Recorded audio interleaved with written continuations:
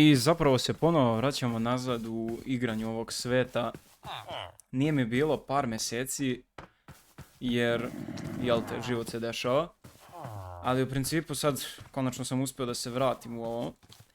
I što je vrlo primetno, je da sam mnogo toga izgradio.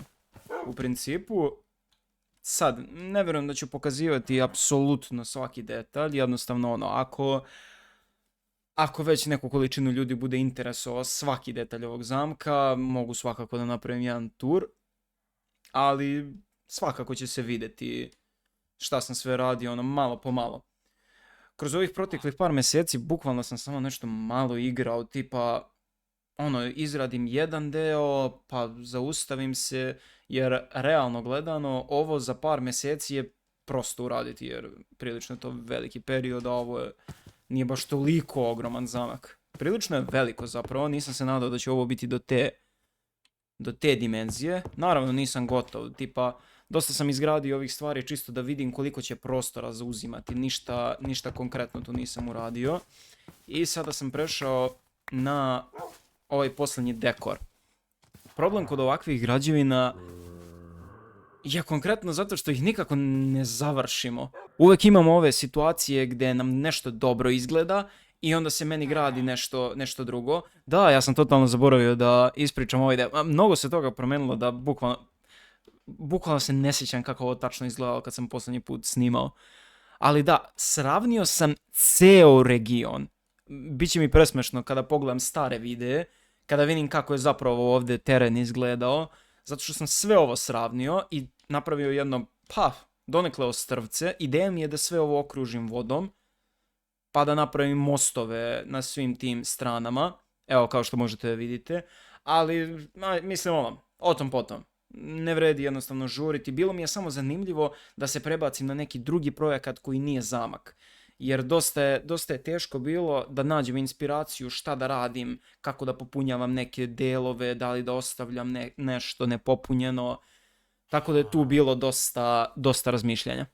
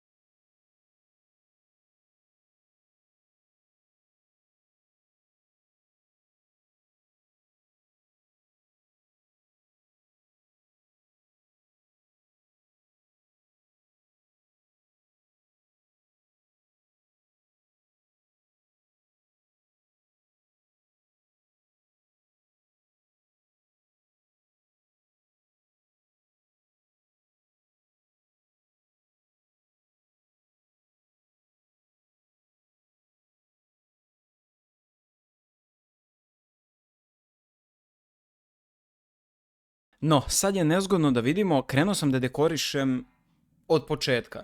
Dosta delova sam uradio, ali sam video da jednostavno dosta tih delova fali jednostavno dekor. I ne može jednostavno, nikako nisam završavao ove krovove, to ću morati uskoro. Pa sam planirao polako da krenem, na primjer, završio sam tornjeve. Vidjeli ste na brzinu videe kako sam to zapravo radio.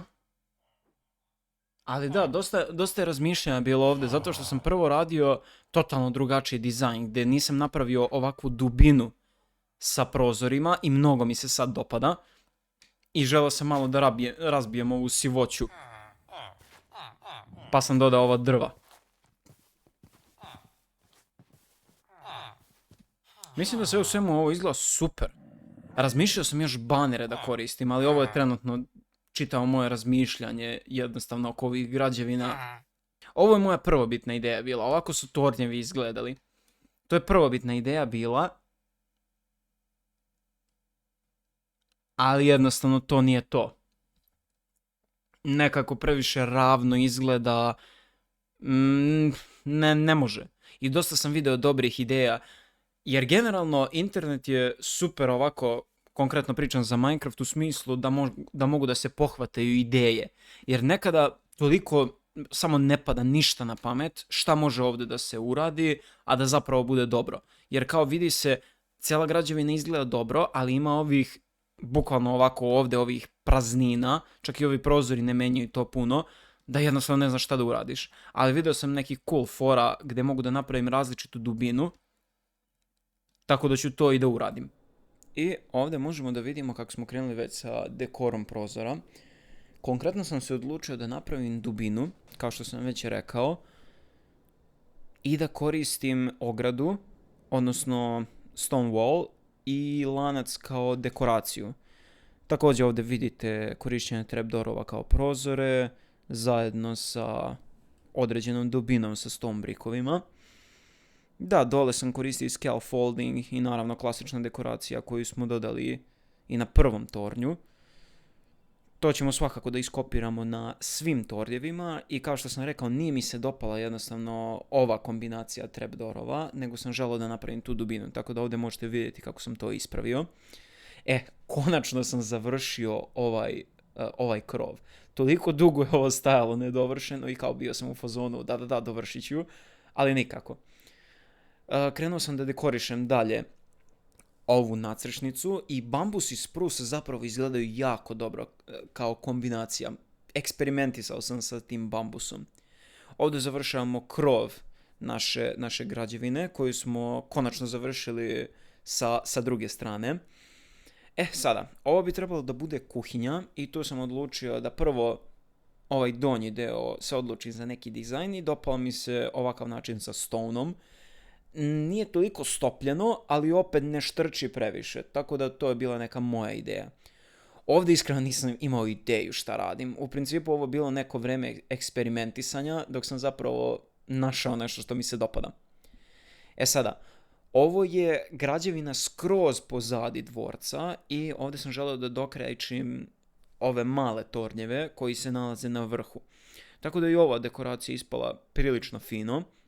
Sada svakako možete vidjeti iz svakog ugla svaki toranj. Tako da.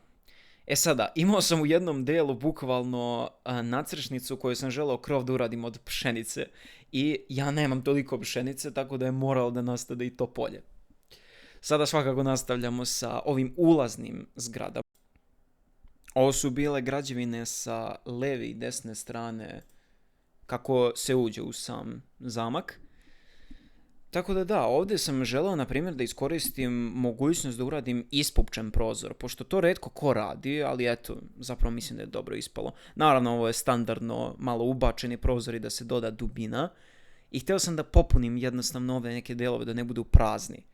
Sada, ova drva gore su jako interesantna zato što, ne znam, kao pružaju neku dodatnu strukturu, a opet ograničavaju sam prostor dvorca.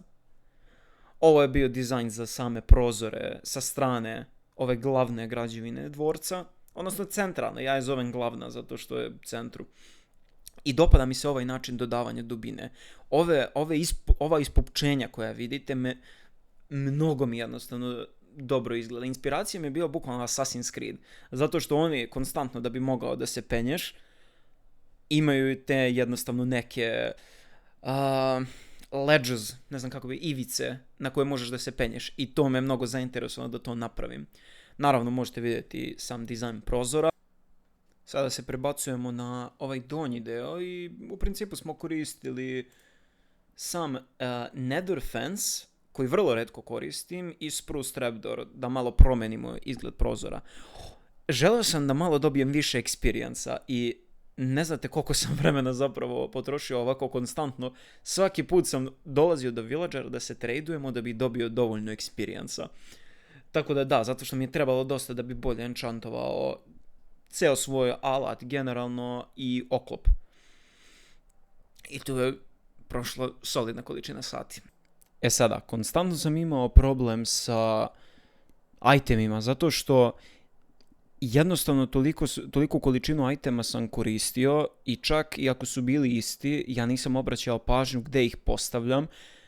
I onda jednostavno čak i iste iteme sam postavljao u različite kovčege i zauzimao samo više mesta. No, to nije poenta, nego jednostavno čestovi su mi konstantno predstavljali problem. Gde god da prolazim u zamku, konstantno bih zapinjao na čestove. Tako da sam morao da uradim ovaj storage room. Cela poenta kako sam ga uradio je koristio sam spruce u obliku dasaka, koristio sam oak, standardni, kao stubove i vidjet ćete malo kasnije za koji trenutak da sam pod radio deep slate-a. Različitih oblika deep slate-a, ali da. Tako da cijela poenta je bukvalno to bila što se tiče samog tog mesta, zato što želim lepo jednostavno da rasporedim same iteme, jer ne može, samo previše smeta čestovi na sve strane. Također da, nisam želeo da napravim neki ogroman storage room, meni se generalno dopada ovakav dizajn kada koristim ovako malo stisnutu, da kažemo, sredinu, jer jednostavno meni nema potrebe za nešto više, tako da da.